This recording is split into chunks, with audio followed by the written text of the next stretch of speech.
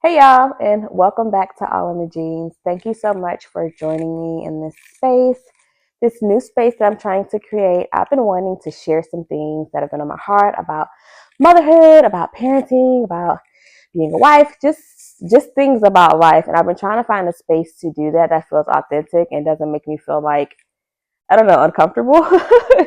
So we're starting here. I'm calling this space, give me a moment, because just as a person, we all need space to sit with our thoughts, to take time to kind of figure out what's going on, to talk through some things. So I hope you guys enjoy these moments together with me as we just talk about stuff, talk about life. Today, I want to talk about two things that have really helped me in my parenting journey lately. My kids are 6, 5, and 3. I'm basically in that kid era now. Well, I have kids, a big kid, and then I have a toddler. And it's been very interesting. And two things that have helped me a lot is observation and curiosity. We can talk first about observation and how that has helped me. I know that as a parent, we all want our kids to get to that point where they can independently play by themselves. You know, that helps us to, one, get things done, and even gives us a chance to kind of take a break and relax, because you can kind of step away from your child and know that they're occupied in a safe space while you take time for yourself, or, you know, get things done like cooking. But what I've learned to do, and what I'm learning to do, is to make sure I actually observe my kids when they are in those independent spaces, just to see what they do, because in that observation, I've learned so much about my kids. My middle baby is a builder. She is someone who likes to complete a project. And I only know this because I've watched her in independent play spaces. If she's building a tower with her magnetic tiles, she's very focused, and she gets really upset if that time's interrupted, if her sisters interrupt that time, if her blocks get knocked over and she has to start over, if I ask her to do something while she's in the middle of play.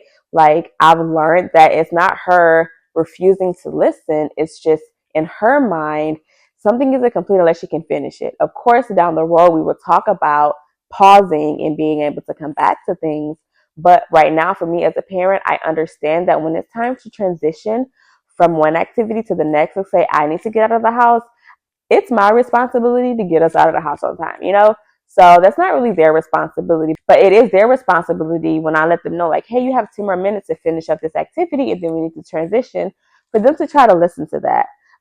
So I know for her, like, a 5-minute timer probably isn't going to do it.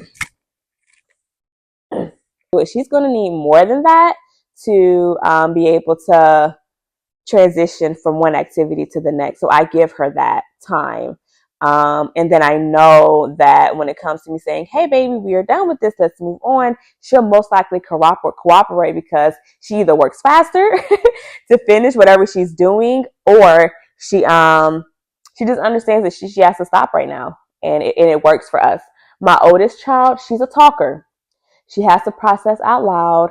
She sings about her day, sings about the things that she's doing. She needs to process out loud. So when I'm giving her instruction, and she's asking me a lot of why questions, why do we have to do this, why, blah, blah, blah, why, it's not because she's trying to prolong what I'm asking her to do, or she's trying to be disobedient. She just needs to know why this is happening, and for it to be fully explained. Sometimes it's annoying, and I really just want to get to the point. But I realize that for her to process what I'm saying, it takes time, and she needs to kind of understand where I'm coming from, which totally makes sense. Them asking why is very valid for them. One, having consistency and having consistent answers helps them to process and to feel safe. So making sure that I answer those whys with gentleness and care helps a lot. And observing her, like when she's playing with her sisters and they're transitioning from one activity to the next, like, she's also very curious about why her sister wants to do this way versus that way. So observation really helps me and my parenting because it helps me to understand my children better. Understanding how your children react when they are around you or how they act when they're with you and how they act by themselves around other kids is two different things. And it's very important that you observe them in both situations. The second thing that has helped me a lot as a parent is curiosity. One thing I've posted about not too long ago, maybe a couple months now, is that I want to be on the side of my child before I'm their accuser. So I want to make sure that before I go to accuse my child of something or have done something, that I am on their side first. I'm actually understanding and, processing with them, why are they doing this? Why is this happening? And when I ask questions first, and I mean real questions, not rhetorical questions, but real questions that help me to understand the situation and how they're acting in that particular moment, it helps so much. So all of our kids wake up for the most part at the same time when it comes to getting ready for the day. But my middle baby, again, using my kids as examples because that's what I have. But my middle baby, sometimes she just moves slower. Sometimes she prefers to have help. She wants mommy to help her to get dressed and put on clothes or whatever the case may be. And my older child, she's very, I would say type A, like she has her process and she's going to do it that way every morning. And if I come in trying to disrupt that, we're not gonna have a good morning.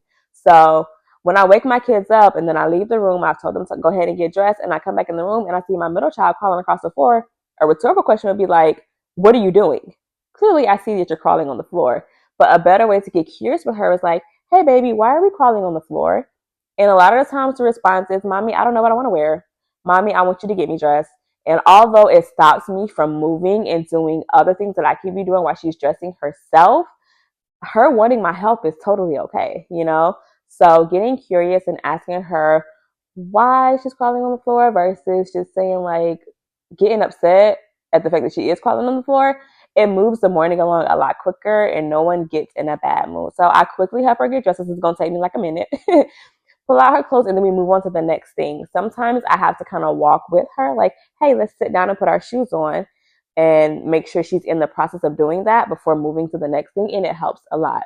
With my older child, if I wake her up and her process every morning is to put her clothes on first, then brush her teeth, then use the potty. When I wake up, I'm like, hey, I already put toothpaste on your toothbrush, go brush your teeth. She's going to get upset with me because she's like, mommy, that's not what I do in the morning. When I get up, I put on my clothes first. It is not that she's being defiant, it's that she has her own process. So making sure that I'm getting curious before I'm being offended or feeling like they're doing something against me has helped me so much in my parenting journey. And I'm thankful for these things. And it's not easy because, like I said, we have 3 kids. So the way I parent each child changes quickly.